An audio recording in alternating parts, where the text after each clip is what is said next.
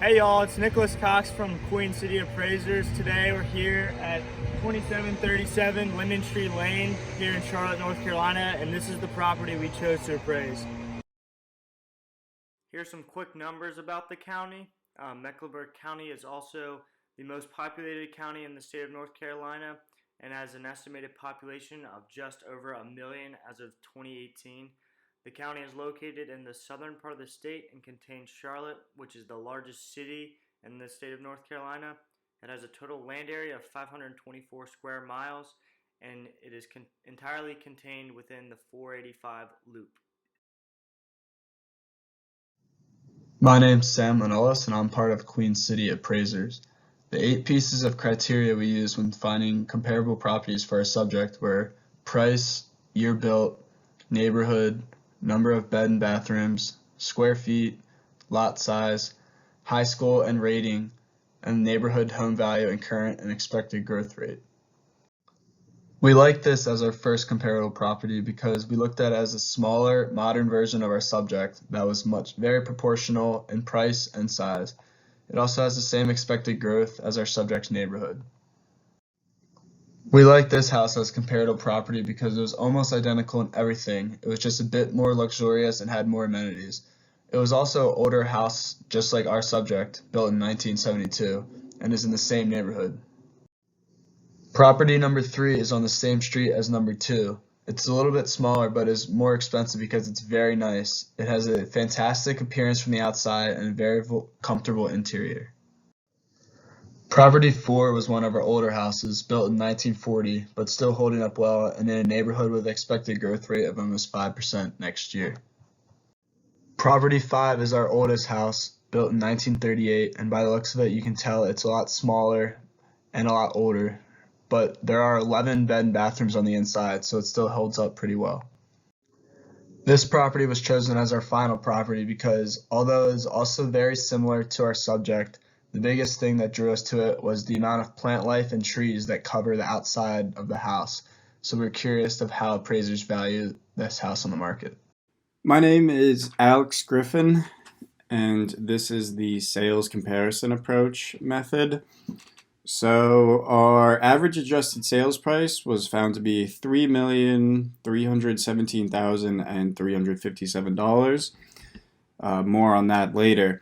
So you can see we have our subject property as well as our 6 comparables listed with their defining characteristics also listed underneath them. And then you'll see just below that is we have all the adjustment numbers for each property. So the first adjustment was for bedrooms, and we found that adjustment to be $380,000 from a comparison of the subject property with comparable 3, as we found that was the closest to the subject property in a lot of different manners, especially being bedrooms, it's only one off, and its square footage and lot size are all also pretty close. So on to bathrooms. Our subject property is a bit abnormal here as it has 7 bathrooms and only 5 bedrooms, which is pretty high, especially in our market. And so that was a little more difficult, and that number was also found to be 380,000, which could potentially be high, although that is the nature of comparing it with a house that has so many bathrooms. On to the next adjustment is square footage, and we use $402 per square foot as the adjustment number, as that is the price per square foot of the subject property using the original sales price that we found when researching.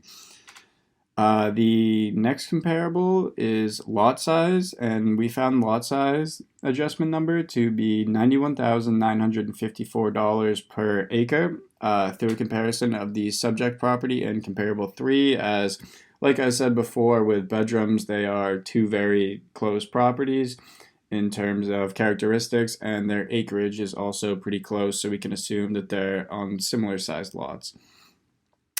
There is no adjustment for year built, even though you can see our subject property was built in 1982, and comparable 4 is from 1940, with comparable 5 being even older, 1938. except all of the houses that we chose have been recently renovated or modernized, which sort of all bring them up to the same scale, and we didn't really think it was appropriate to use year built as a defining characteristic. So back to the average adjusted sales price of $3,317,357. Like I said, this number does come off as high, although I think that is just the nature of the real estate market that we researched, and also a possible byproduct of our subject property having an abnormally high number of bathrooms. This is Alex Arcane. I'm going to be talking about the cost approach portion of our real estate appraisal. So using the cost approach, we found that the subject property had an indicated value of just over $1.4 million. For our estimated replication costs, we split into three components. The home replication cost we found using costtobuild.net, which gave us an indicated value of just over $1.1 million. And for the pool replication costs, we used swimmingpoolquote.com, which gave us a replication cost of $53,200. And then lastly, for the landscaping replication costs for the putting green and fountain that our subject property featured, we based our estimate off of tourgreens.com for the putting green, which had a replication cost of $15,000. And then for the fountain, we used fixture.com, which gave us an estimated replication cost of $2,500. The accrued depreciation was based off a useful life of 85 years, plus an estimated 20 years because of a major upgrade that was done on the house in 2004. And lastly, for the value of the land, we found it on the latest assessed value from 2019 on the Mecklenburg County government website. And so these values gave us an indicated value of $1.4 million, as I said before. This value could be different, though, because we did have to estimate certain features of the home, such as the materials used on the inside, as well as things like the square footage of the patios, because those were not on the listing for the subject property. And the same goes for the materials for the swimming pool and the size of the swimming pool, as well as the size of the putting green. And we just based all of these estimates on the pictures of the home that were given by Caldwell Banker in the listing. Here we have some numbers on the income approach coming from 2019. And with these numbers, we got a final valuation of a little over 1.2 million. And using the discounted cash flow income approach method, we got a total valuation of over 1.4 million. And here are the weights that we used to reach our final estimate of the property value. We put heavier weights on the sales comparison and cost approach because we thought these were more accurate and better reflected the total value of the house. Hi, this is Kevin Hines. So, for the COVID-19 discussion, we believe that it will have a short term yet substantial negative impact on the global economy and the US economy as well. Many experts are predicting that the GDP will drop by at least 5% for 2020 for the United States. We don't believe that the impact on the housing market will be as severe as the 2008 financial crisis, and that's because of the stability of the banking system and not as much debt into assets like there was in the housing market in 2008.